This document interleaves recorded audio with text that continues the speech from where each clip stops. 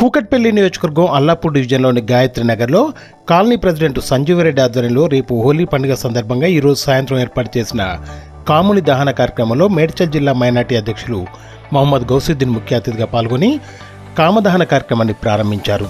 ఈ సందర్భంగా ఆయన మాట్లాడుతూ గత కొన్ని సంవత్సరాలుగా కుల మతాలకు అతీతంగా పార్టీలకు అతీతంగా అందరూ కలిసి ఎంతో సంతోషంగా హోలీ పండుగ జరుపుకుంటారని, ఈ సాంప్రదాయం కలకాలం ఇలాగే కొనసాగాలని కోరుకుంటున్నట్టు ఆయన తెలియజేశారు.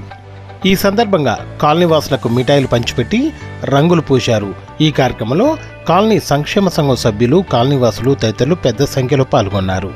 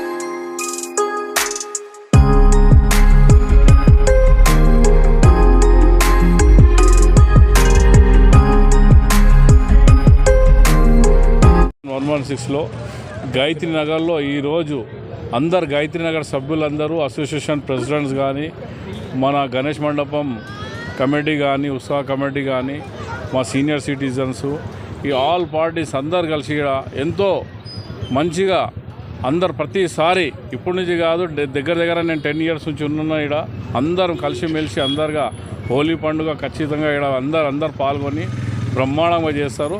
అదేవిధంగా ఈరోజు నాతిరామ్ని ఇవాళ జల్గా అని చెప్పి ఇవాళ జలాయించేసినాము.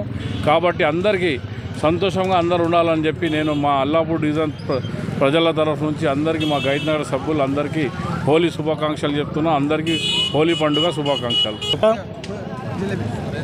రాష్ట్ర ప్రజలందరికీ కామదహన శుభాకాంక్షలు. ఈరోజు కాలనీవాసులందరూ కలిసి కామదహనం చేసుకోవడం జరుగుతుంది.